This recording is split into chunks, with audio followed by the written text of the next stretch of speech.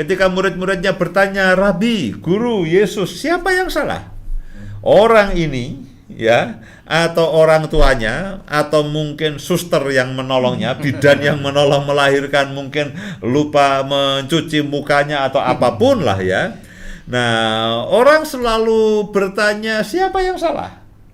Ya, siapa yang salah? Kadang-kadang saya oke, kita mungkin beberapa orang pengen tahu ini pandemi ini siapa yang menyebabkan. Ada yang menyebabkan kelelawar, yang kelelawar disalahkan karena dulu kan awalnya kelelawar. Lalu yang penggemar teori konspirasi, oh ini konspirasi ya. Oke lah, silakan masing-masing punya punya argumen dan punya bahan. Oh ini semuanya karena dosa ya, ini virus dulu mungkin virus influenza lalu bermutasi dan sebagainya, apapun lah ya, apapun. Kita bisa berdiskusi sepanjang malam dan tanpa ujung, pasti tidak ketemu ya. Pengikut teori konspirasi dengan teori alamiah itu tidak pernah ketemu. Nah, ketika saudara bertanya, Tuhan Yesus ini itu penyebabnya apa? COVID ini penyebabnya apa? Saya khawatir Yesus tidak mau jawab. Ya, tidak penting itu mau konspirasi, itu mau kelelawar, itu mau tikus, mau monyet, tidak penting. Yang penting pada situasi yang sulit dan rumit seperti ini, itu pekerjaan Allah yang dinyatakan di dalam saya dan saudara. Nah, saya bersyukur Yesus ketika ditanya murid-muridnya, Rabi, yang salah siapa? Nah, bayangkan kalau Yesus itu lalu terpancing dengan diskusi itu. Mari kita telusuri siapa nenek moyangnya. Lalu katakan siapa nenek moyangnya ya. Muridnya katakan nenek moyangnya pelaut. Ya, nenek moyangku kan seorang pelaut ya. Nah, saya bersyukur Yesus tidak tertarik dengan diskusi yang tidak produktif. Yang tidak ada gunanya.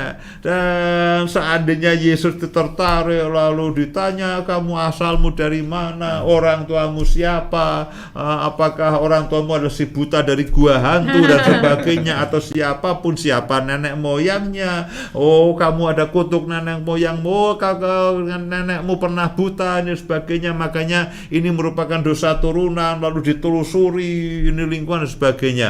Lalu ketika mereka bubar dan semua capek dan orang itu tetap buta, saya bersyukur Yesus itu pribadi yang bagaimana? Pribadi yang selalu memberikan jalan keluar. Amin. Yes. Dia pribadi yang selalu memberikan jalan keluar. Ya. Dia itu memberikan kabar baik. Ingat, kabar baik.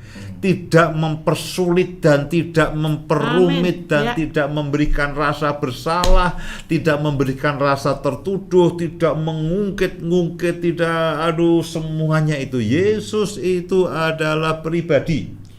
Yesus itu adalah pribadi yang memberikan solusi, memberikan akan jalan keluar. Amin. Jadi ketika murid-muridnya bertanya, Rabi, siapakah yang berbuat dosa? Sudah diberikan pilihan. Pilih Rabi, pilih salah satu coret yang tidak perlu.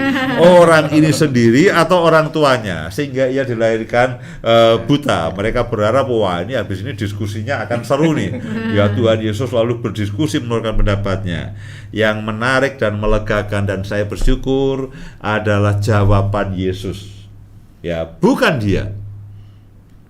Dan juga bukan orang tuanya. Jadi saya tidak ingin saudara dihantui rasa bersalah. Ya, saya juga tidak mau dihantui rasa bersalah, meskipun kadang-kadang ada orang-orang yang sering ya, meskipun bukan hantu tapi sering menghantui saya.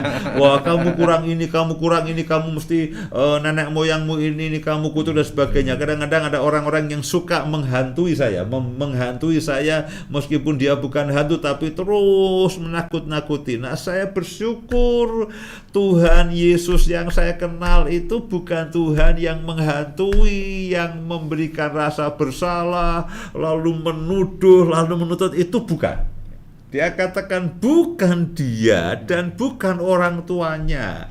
Kalau hari ini saudara punya masalah, saudara punya persoalan, lalu orang lain mengatakan, "Oh, ini karena anakmu, ini karena istrimu, ini karena suamimu, oh ini karena orang tuamu, oh ini karena kamu bodoh, oh ini karena kamu kurang pendidikan, oh ini karena kamu ini ada COVID dan sebagainya." Oke, penyebab masalah dalam kehidupan kita itu bisa segundak banyaknya dan bisa ribuan macam, bisa banyak sekali.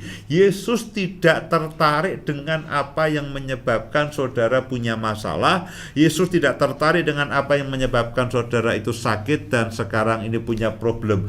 Dia sama sekali tidak tertarik. Kalau tertarik, perikop ini akan panjangnya luar biasa. Perikop ini akan panjangnya luar biasa. Lalu diskusi Yesus tentang asal muasal orang buta. Nah, puji Tuhan, itu tidak ada.